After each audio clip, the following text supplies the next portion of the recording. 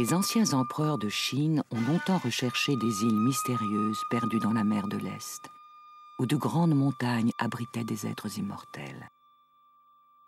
Ces îles étaient des jardins de paradis, des terres primitives inchangées depuis la création du monde. Plusieurs expéditions furent lancées, mais aucune ne revint au port. Les îles Jipango restaient une légende.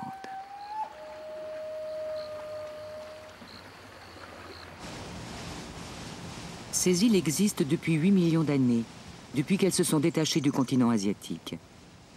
Elles sont situées sur les failles les plus actives de la planète et leur nature est à la fois généreuse, violente et imprévisible.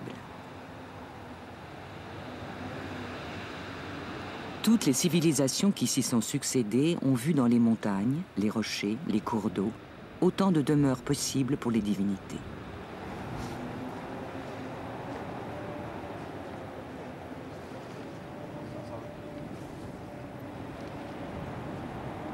Dans les anciennes chroniques du Japon, les rochers et les plantes sont des êtres vivants, enclins à la violence et doués de parole.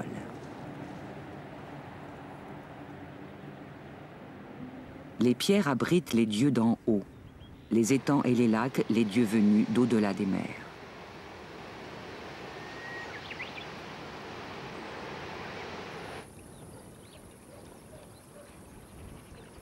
Les religieux sont les premiers à protéger les sites naturels où résident ces divinités. Qu'elles soient maléfiques ou bénéfiques, il faut arriver à se déconcilier.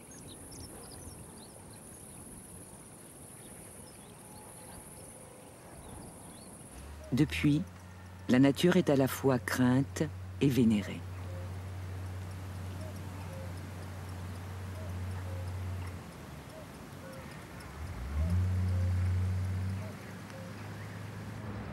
Aux menaces quotidiennes des tremblements de terre, des typhons et des volcans, s'oppose la sérénité des sanctuaires, la contemplation des jardins, la liesse des fêtes urbaines et une insatiable curiosité pour les phénomènes naturels.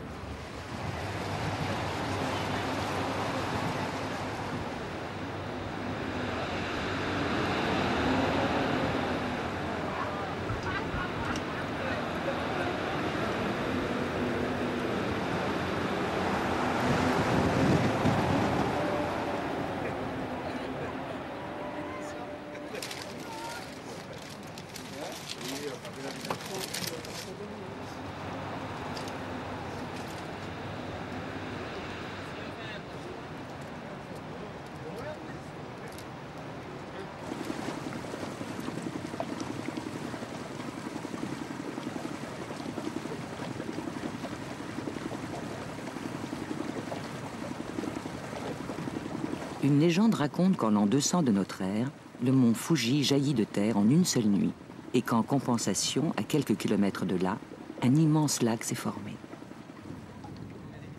Sa dernière éruption a eu lieu en 1707.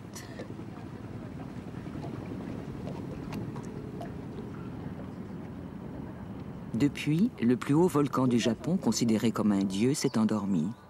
On dit qu'il prie pour le bonheur des Japonais. Son image, accrochée au mur d'une maison, est un talisman.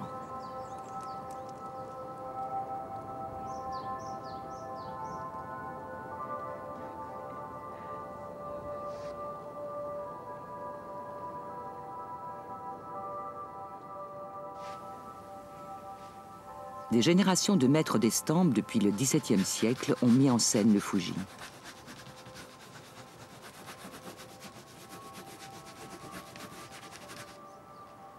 Un des peintres les plus connus, Hokusai, a voulu l'engloutir dans la vague d'un typhon.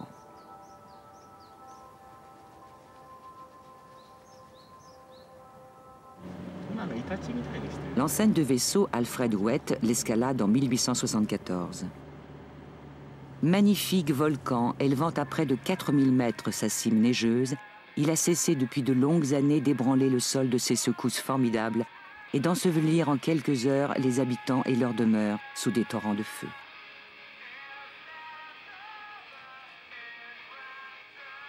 Tous les ans, dans les mois d'août et de juillet, des files interminables de pèlerins s'acheminent de toutes les parties de l'île vers la montagne sainte.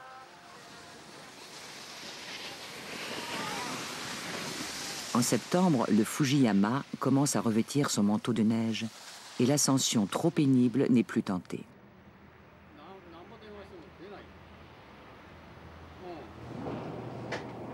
Le soir, les skieurs et les pêcheurs regagnent leur hôtel, où les ascenseurs ont aussi la vue sur le Fuji.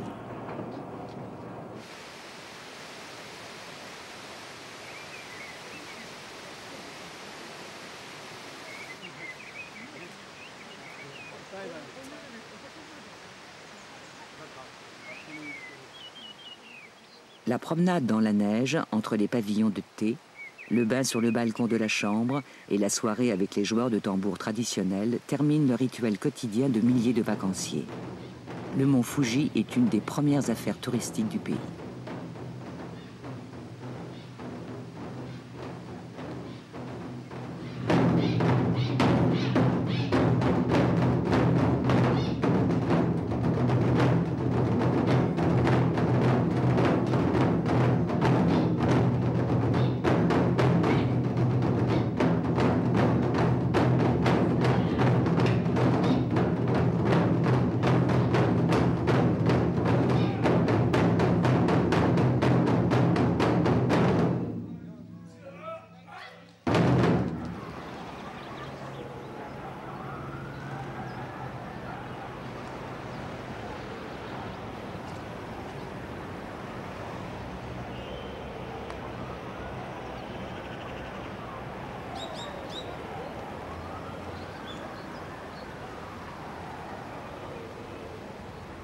Loin des volcans, souvent la terre fume. C'est l'eau de pluie qui en est responsable. Elle disparaît sous le sol, chemine sur des centaines de kilomètres, se réchauffe au contact des roches volcaniques, se transforme en vapeur et jaillit au hasard des fissures. Plus de 2000 sources thermales dispersent leurs vapeurs curatives du nord au sud du pays. Chaque région a ses enfers, des enfers rouges, bleus, jaunes ou noirs, selon la couleur des eaux qui bouillonnent.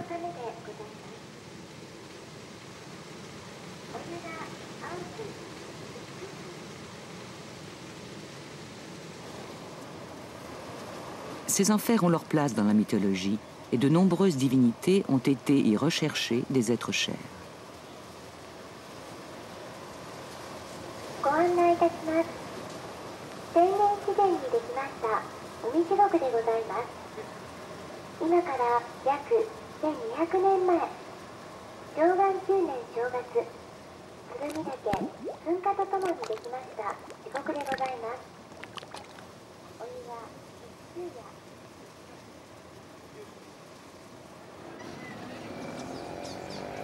Les applications de la géothermie sont nombreuses.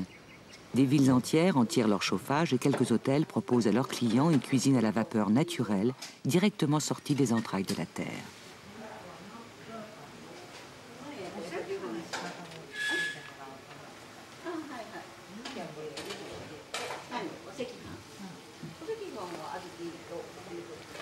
La cuisine est en libre service.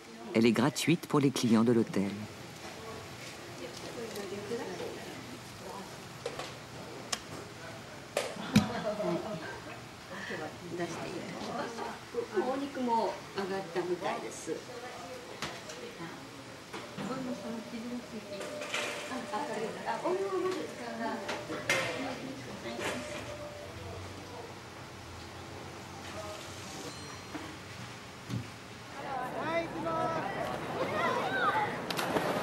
Dans les années 20, les agences de voyage organisent des séjours dans les villes thermales et recrutent des jeunes femmes comme accompagnatrices. Ce sont les premiers guides féminins. Elles apprennent à chanter pour distraire les clients pendant les trajets en autobus.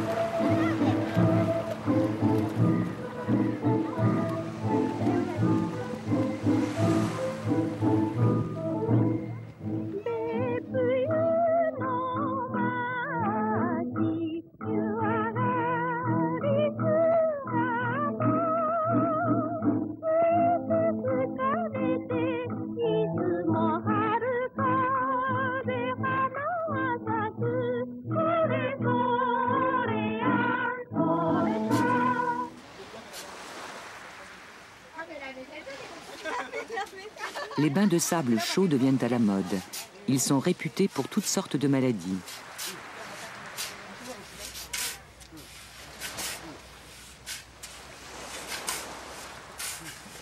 On recommande aux curistes, enterrés jusqu'au cou, de faire sortir ses orteils s'il étouffe et de les remuer pour se refroidir. Il est conseillé de ne pas être ensablé plus de 15 minutes.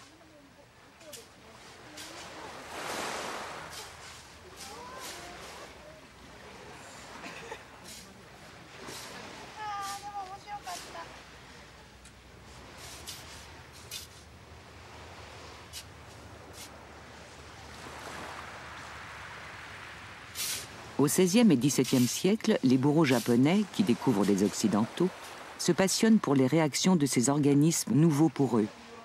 Ils observent avec intérêt que, plongés dans l'eau bouillante, un supplice classique à l'époque, les étrangers au long nez n'ont pas les mêmes réactions que les Japonais.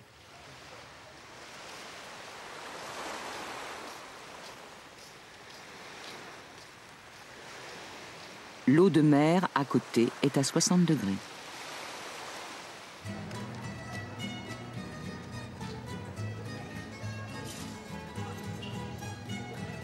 La nuit tombée, les curistes sont dans les rues. Vêtus de yukata, les peignoirs légers prêtés par leurs hôtels, ils vont au bain public. L'heure n'est plus aux soins thérapeutiques, mais au plaisir de la détente.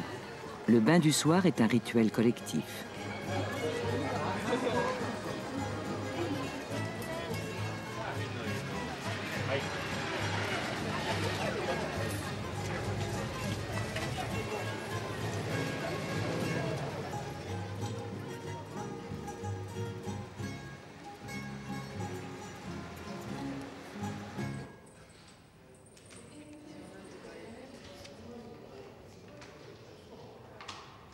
Des milliers de secousses agitent chaque année l'archipel.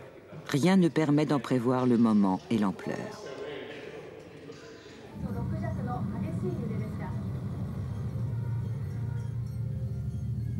En 1923, un grand tremblement de terre détruit entièrement Tokyo. Paul Claudel, ambassadeur de France, a fait quelques mois plus tôt renforcer les murs de l'ambassade. Sans ces précautions, écrit-il, c'en était fait de nous. Le 1er septembre à midi, la terre se mit en mouvement sous nos pieds. Le choc prit très vite une violence épouvantable et par la porte vitrée, je me précipitais au dehors. Tout bougeait. C'est une chose d'une horreur sans nom que de voir autour de soi la grande terre bouger, comme emplie tout à coup d'une vie monstrueuse et autonome. Il passe la nuit à rechercher sa fille, partie chez des amis. Ce qui n'est pas tombé sous le choc des secousses a disparu dans la fournaise des incendies. Il y a plus de 100 000 morts. Au matin, l'écrivain retrouve sa fille saine et sauve.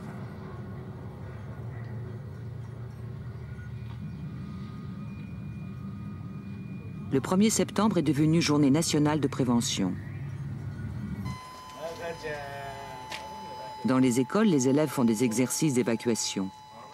Dans les quartiers, des camions viennent apprendre les gestes qui sauvent. Le poisson-chat qui s'agite avant les séismes leur a donné son nom. Ce sont des camions poisson-chat.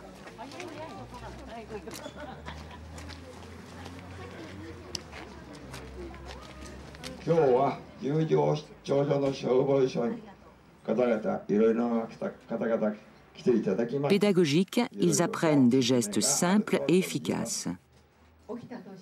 Se précipiter sous une table et y rester pendant les secousses. Éteindre les feux dans la cuisine, couper l'électricité. Ouvrir les portes et les fenêtres pour éviter qu'elles ne se coincent et empêchent de sortir. Dans la rue, se protéger des chutes de pierres et de verre. Aider les personnes âgées.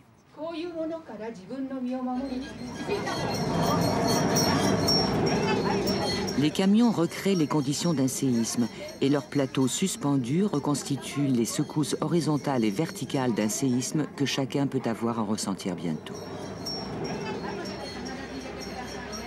Les femmes enceintes, les personnes cardiaques ne sont pas invitées à participer aux démonstrations. De toute façon, comme le dit l'animatrice, vous savez, quand ça arrive, on fait comme on peut.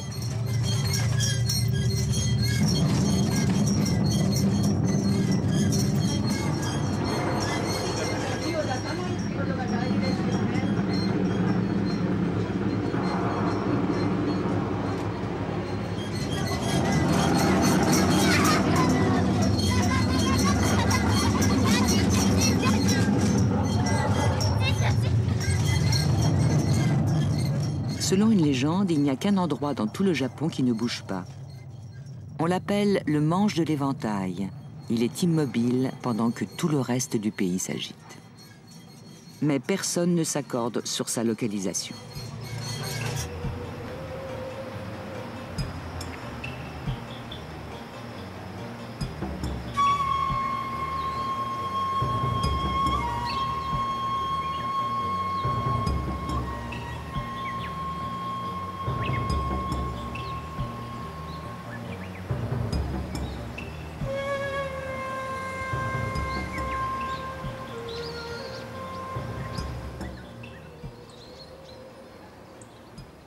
La maison traditionnelle a été pendant des siècles une réponse à l'instabilité de la nature.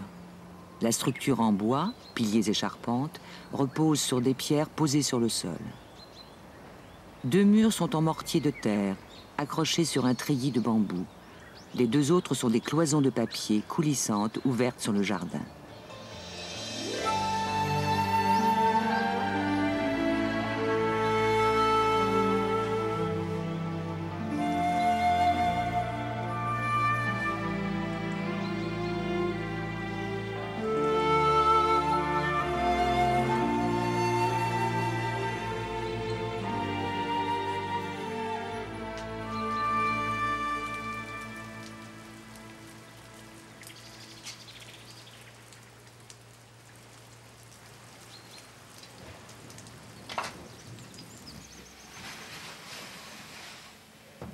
L'espace intérieur, divisé en nattes de paille de riz, des tatamis, est vide et peut se cloisonner à volonté par des panneaux coulissants.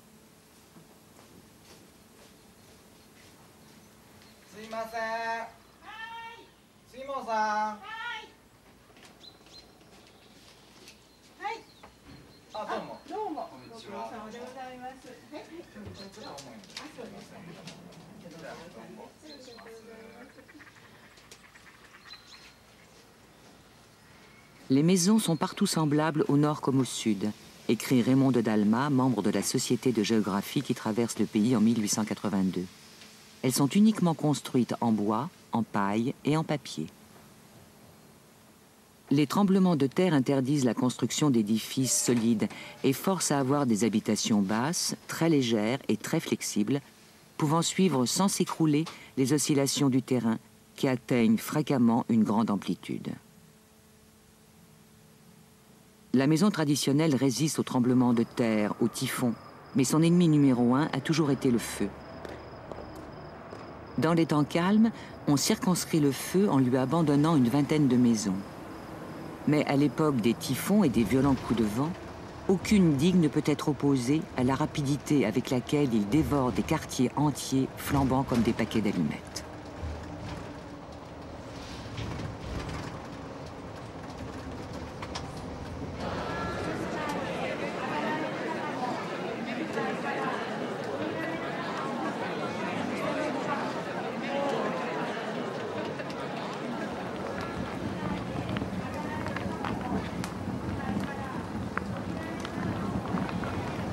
Le feu destructeur est aussi celui des fêtes, et la plupart des manifestations religieuses mettent le feu en scène.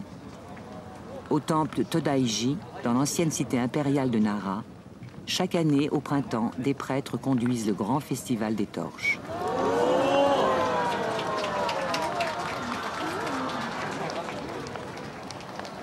Le soir venu, de longues torches de bambou et de pin enflammés sont promenés au pas de course sur le balcon d'un des grands bâtiments du temple, tout en bois, qui date du 8e siècle.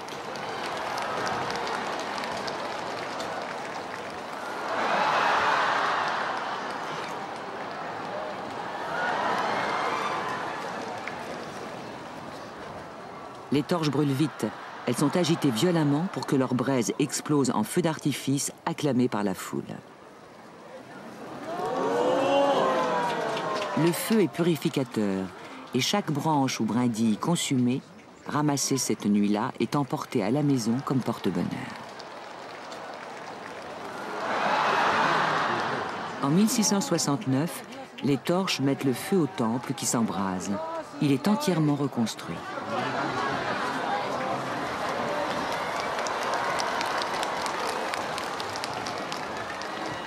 Pendant un mois, le spectacle se répète chaque soir. À la fin, les moines vont puiser l'eau dans une source sacrée et l'offrent à la divinité du temple. L'eau régénérée marque l'entrée dans la nouvelle année. L'eau et le feu, forces bénéfiques et maléfiques, sont conjurés.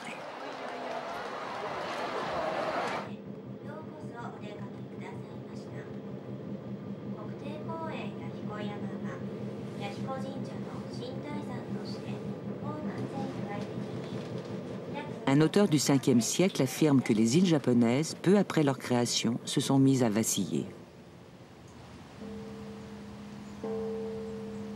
Les habitants, les sages immortels, ont fait appel à des tortues géantes qui se sont enfoncées sous les flots pour les consolider. Depuis, le risque de submersion a disparu, mais quand les tortues ont envie de bouger, l'archipel tremble. Dans les montagnes, où l'on peut prier pour les âmes des crabes, les sanctuaires, humbles ou célèbres, ont été les premiers lieux conçus pour s'adresser aux divinités. Ils sont des milliers, ils veillent sur l'archipel.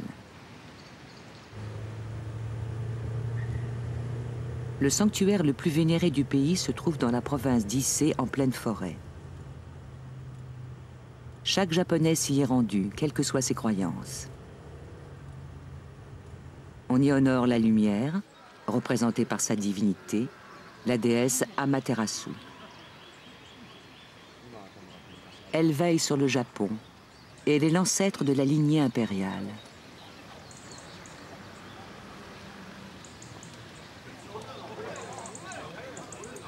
Comme la nature, elle est colérique et même les dieux ont dû ruser pour qu'elle assume son rôle. Un jour, elle s'enferme dans une grotte. L'obscurité recouvre le pays.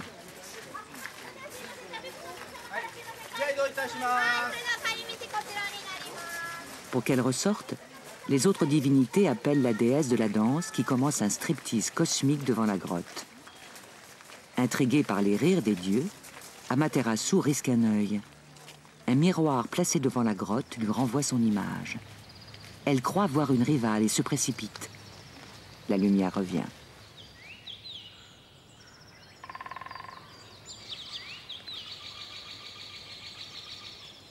La forêt devient le jardin de la déesse.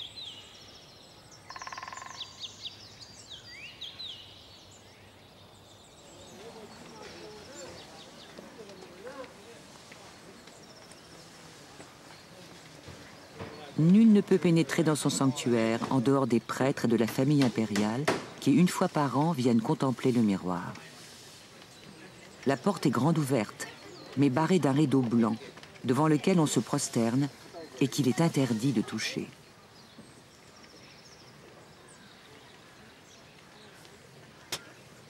En 1888, le ministre de l'Instruction publique passe outre et soulève le rideau de sa canne. Personne ne réagit. Quelques mois plus tard, il est tué en sortant de chez lui et son assassin, avant d'être abattu par les gardes, revendique la moralité du crime. Il a vengé l'honneur de la déesse dont le voile sacré a été souillé. Les sympathies populaires vont au meurtrier qui devient un héros dont on célèbre la mémoire.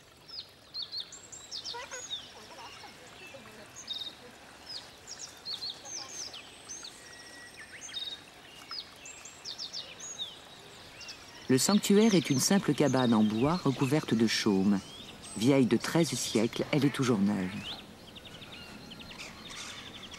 Elle est rasée tous les 20 ans en grande cérémonie et reconstruite quelques mètres plus loin. Comme la déesse, elle ne vieillit jamais.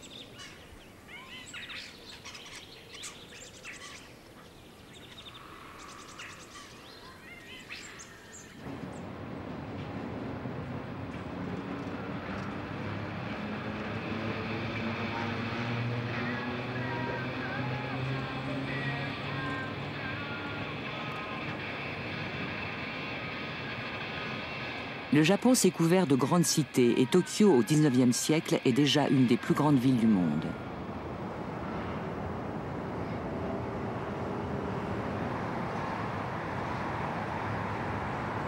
Sans cesse repoussée par l'urbanisation, la nature est réintroduite dans les villes au 7e siècle avec la création des jardins. Un Coréen en est à l'origine.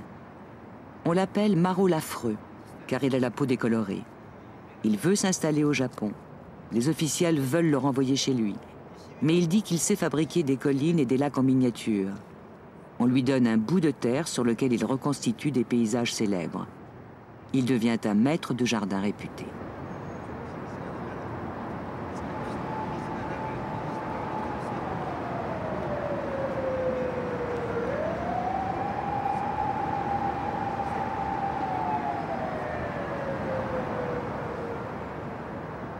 Avec lui, les Japonais qui avaient su ordonner la nature pour la rendre agréable aux dieux apprennent à la reconstituer au milieu des villes. Perfectionnistes, ils vont inventer l'art des jardins.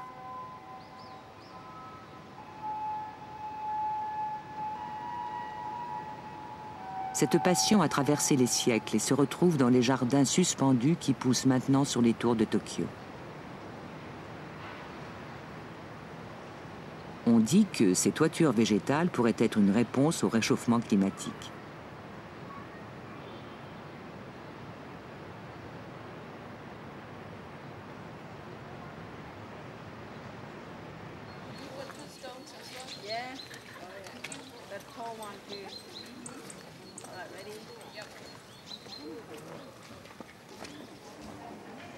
Le jardin du dragon protecteur à Kyoto, construit au XIVe siècle, accueille les visiteurs par un portrait du moine Daruma.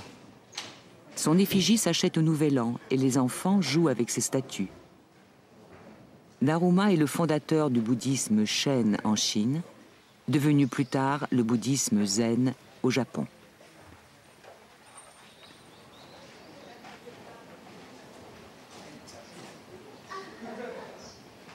Le zen, qui voit dans un grain de riz un condensé de la réalité du monde, a profondément influencé l'art des jardins.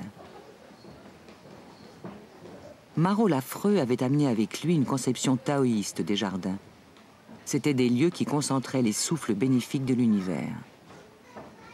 Avec le zen, le jardin devient un monde de symboles qui servent de support à la méditation.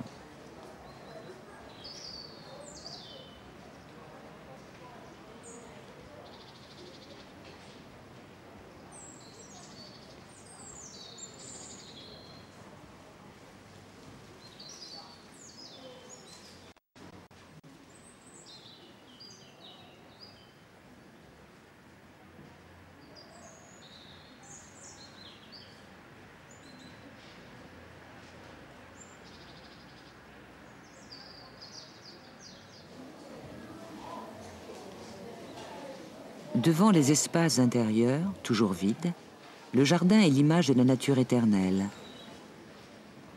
Passent les 10 000 êtres, les lacs et les montagnes demeurent.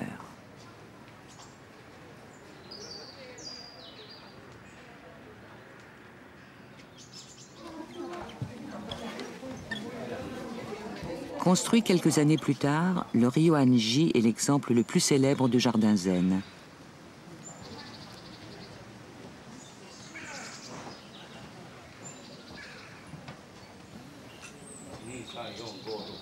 Les visiteurs avertis recherchent l'emplacement idéal d'où l'on peut voir d'un regard l'essentiel du jardin. Un rectangle de gravier blanc, ratissé, de 23 mètres sur 9, planté de 5 îlots de pierre.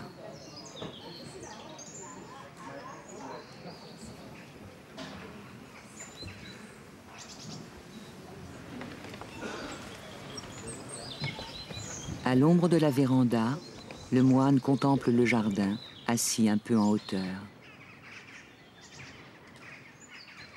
Son regard se pose sur une pierre ou sur les lignes du gravier et n'en bouge plus, lancé dans un voyage intérieur. Certains, dit-on, après plusieurs années, sont arrivés à entendre pousser les pierres.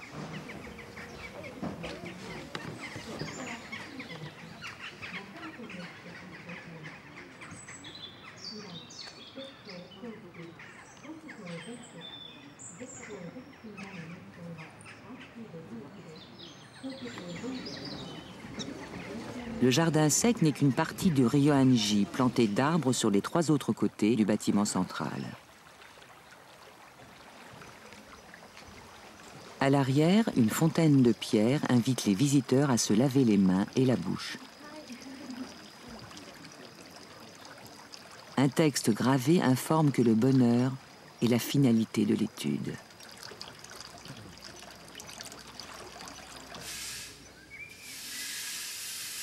Régulièrement, à 6 heures du matin, 2 moines viennent ratisser le jardin.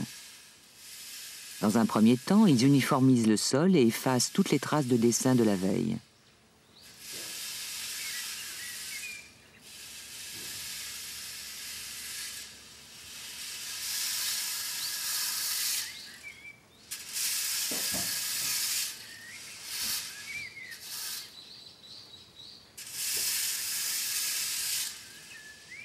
Puis l'un d'eux, avec un râteau au peigne pesant, trace les premiers sillons sur lesquels s'appuieront tous les autres. Le bouddhisme zen distingue 2 formes de méditation, la méditation immobile et la méditation en mouvement. Le ratissage du jardin est une méditation en mouvement.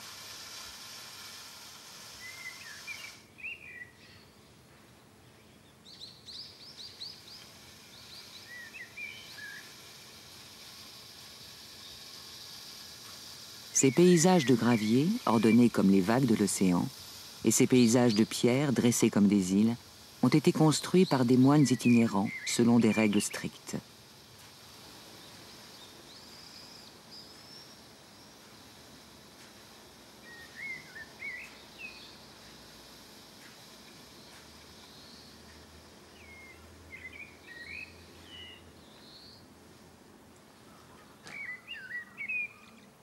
Les pierres doivent retrouver une position identique à celle de leur lieu d'origine. Elles ne doivent pas être alignées dans l'axe des piliers du temple voisin. Plusieurs maîtres oublieux des consignes ont vu leur œuvre détruite par les tempêtes, le feu ou les tremblements de terre.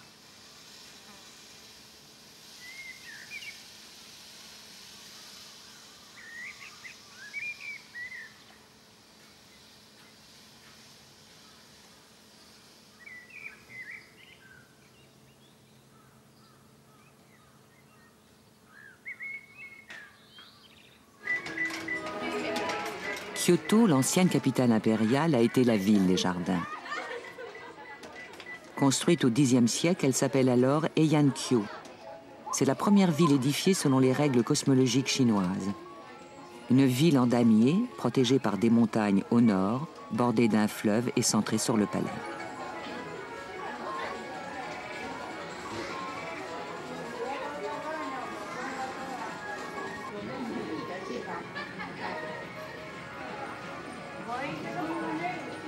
Pendant 9 siècles, la cour, les religieux, les chefs militaires et les riches marchands rivalisent dans la création des jardins. Puis l'ère de la modernisation arrive. Le Japon participe à l'exposition universelle de 1889 à Paris. À son retour, la délégation propose de lancer une exposition similaire à Kyoto, inaugurée par une parade en costume qui fait revivre 1000 ans d'histoire.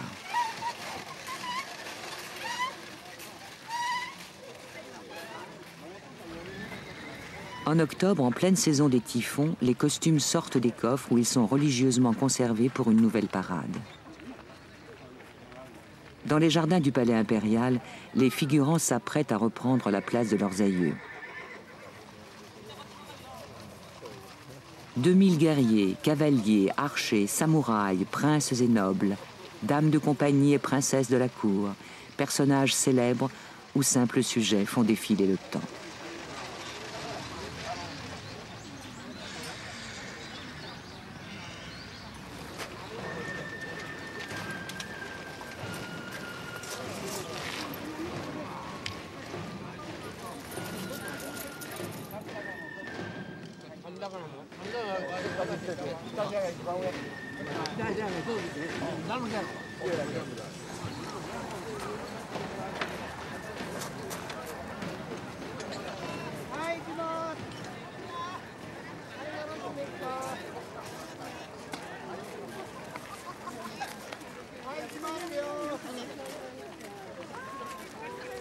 Les geishas de Kyoto jouent des rôles de favorites, de danseuses et de courtisanes, de guerrières et de poétesses.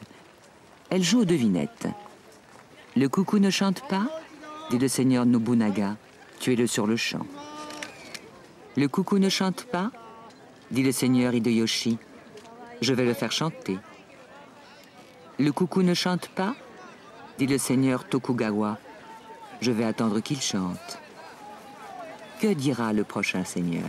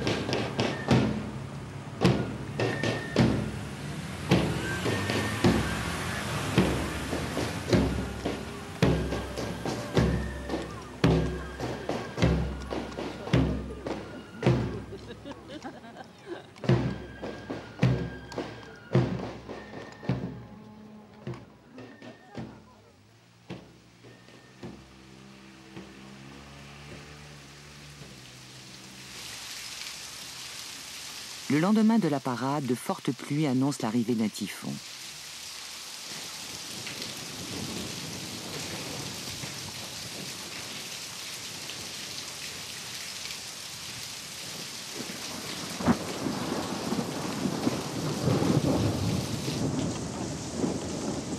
C'est le 23e typhon de l'année. Il va frapper Kyoto, mais son centre est plus au nord, sur la côte de la mer du Japon.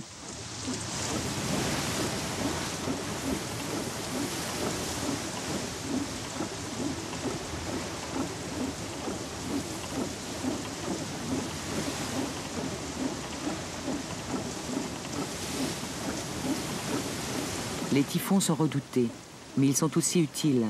Ils alimentent les réserves d'eau. Un typhon déverse en quelques heures autant d'eau qu'il en tombe en un an sur Paris.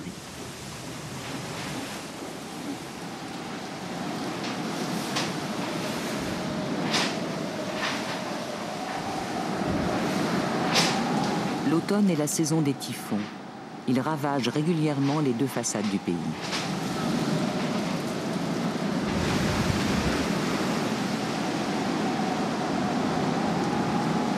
Un typhon ne fait que passer, masse d'eau et de vent qui tourbillonnent et peuvent atteindre 55 mètres par seconde.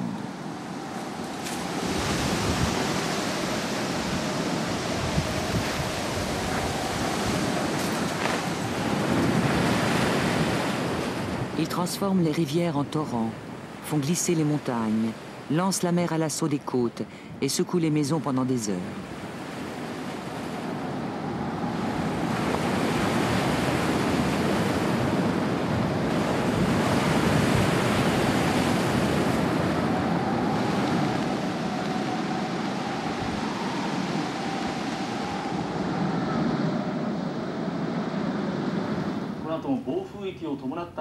Dans ces moments de violence et d'angoisse où les dieux semblent très loin, la météo prend le relais du religieux. Les prévisions sont fiables ainsi que l'évolution du cataclysme. On peut observer la trajectoire à la télévision, savoir si l'on va être dans l'œil du cyclone ou si ce seront les voisins.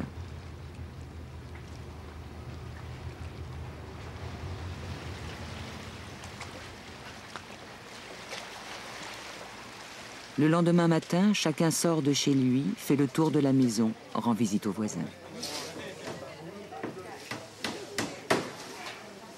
Sur les toits, les tuiles en forme de vagues posées sur de la boue séchée doivent être remplacées dès qu'elles sont abîmées. Dans les villages de pêcheurs, les maisons en bord de mer sont serrées les unes contre les autres pour se protéger. Certaines ont les murs légèrement inclinés pour amortir les rafales de vent.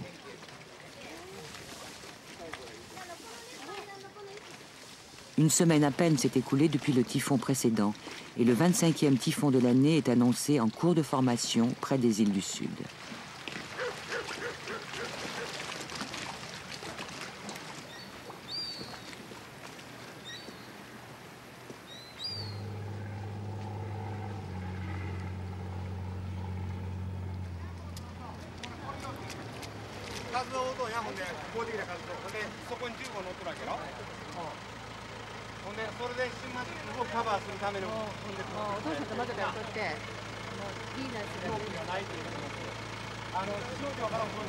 Non loin de là, une colline s'est liquéfiée pendant la nuit. Des flots de boue ont envahi les rues et les maisons d'un village. Il n'y a plus d'électricité, plus d'eau potable, et les camions-citernes tardent, perdus entre les routes coupées.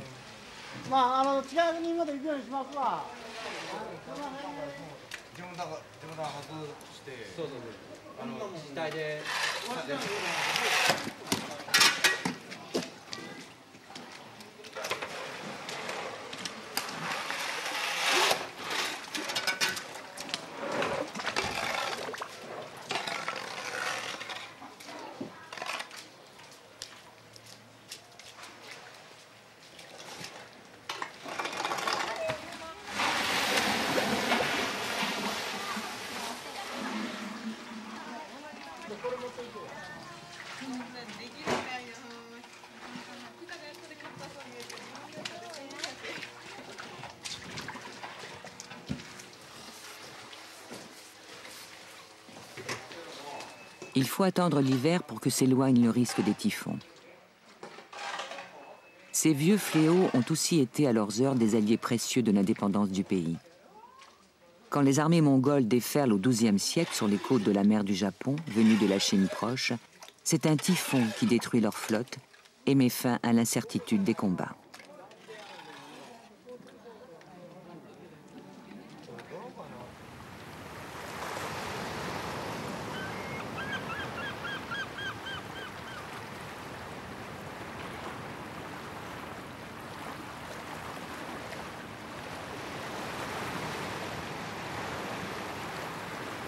Selon un proverbe, la seule chose permanente en ce monde est le changement. Et la succession des saisons fait partie de l'art de la poésie, de la peinture et des jardins. Les rochers et les plantes ne parlent plus comme au temps des origines, mais la nature continue à inventer des formes singulières qu'il faut distinguer, entretenir et soigner. Parmi elles, les pins, battus par les vents. Ils évoquent la persévérance et la longévité. Leur nom, écrit, est l'homonyme du mot « attente ». Il symbolise l'attente d'un être cher. Dans le jardin d'un monastère, un moine jardinier avait planté un écriteau. Quiconque aura coupé une seule branche de ce pin, il lui sera confisqué en retour un doigt.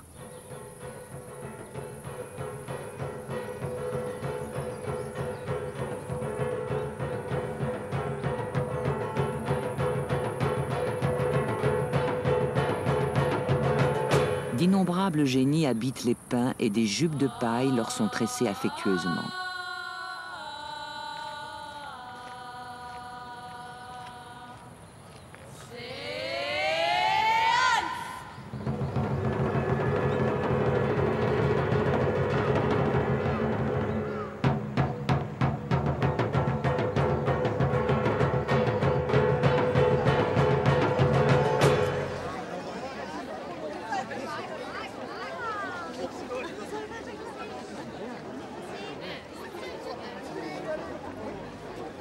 Un soir de mars, la déesse de la floraison est descendue du ciel sur un cerisier en fleurs.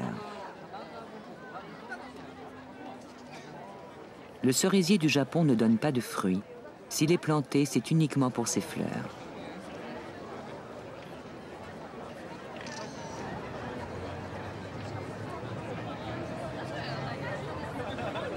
La floraison commence fin mars dans les îles du Sud, puis remonte vers le nord.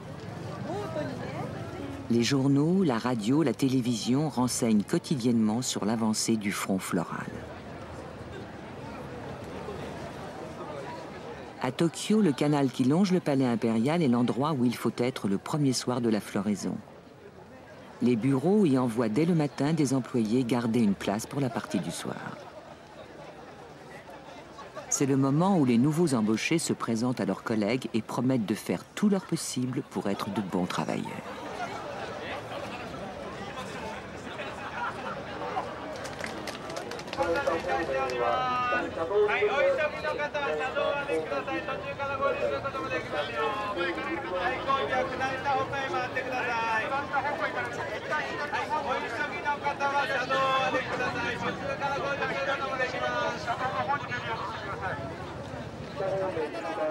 Dans cet instant de liesse et de détente, la rigidité de la vie sociale s'estompe et certains s'enhardissent à couper à travers les bosquets pour gagner quelques mètres dans les flots à sens unique des promeneurs.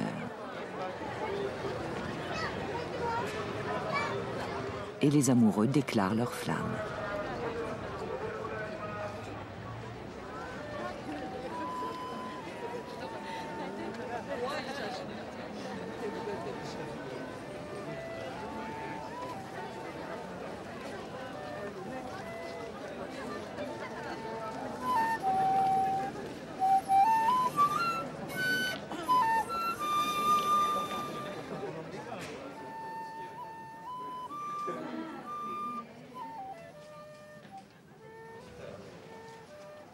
Quand ils trouvaient des fleurs tombées sur le sol, les premiers moines bouddhistes les ramassaient, les mettaient dans des coupes pleines d'eau et les déposaient sur les autels consacrés à Bouddha.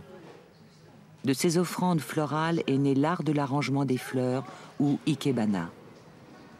L'art floral est enseigné par 3000 écoles qui comptent 20 millions d'élèves et plusieurs styles, tous codifiés.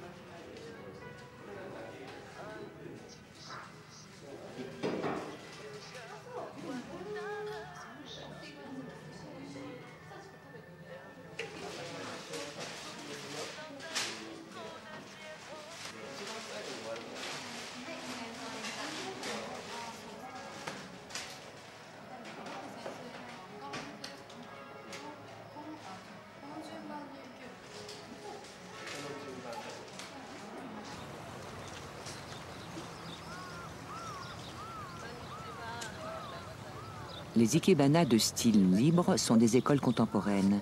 Elles ne sont pas en rupture avec les écoles traditionnelles, mais emploient d'autres matériaux naturels. L'école Sogetsu, fondée en 1927, préconise l'utilisation de fleurs séchées et d'écorces, de bois sec, de bambou, de branchages. Dans un parc au nord de Tokyo, une fois par an, la section locale de l'école expose les réalisations de ses élèves, pour la plupart des femmes au foyer et des retraités. Des Japonais ordinaires, amoureux de leurs îles instables, de leur nature, qui ne pourra jamais être domestiquée, de la vie qui passe au rythme des saisons.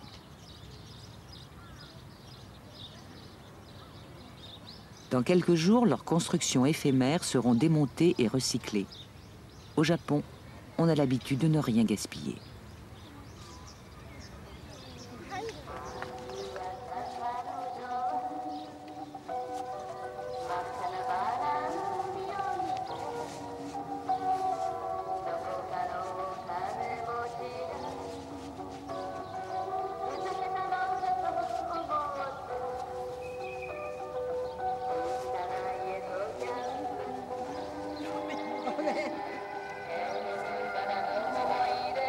Selon la légende, une seule des expéditions lancées par les empereurs chinois à la recherche des îles mystérieuses est bien arrivée au Japon. Son chef, parti de Chine, n'avait pas l'intention d'y revenir. Il emmenait avec lui 200 jeunes, garçons et filles. Il avait dit à l'empereur que seules des mains vierges pourraient recueillir les fleurs d'immortalité qu'il lui rapporterait. Sitôt débarqué, il détruisit ses navires. Ces jeunes garçons et ces jeunes filles donnèrent naissance au peuple japonais.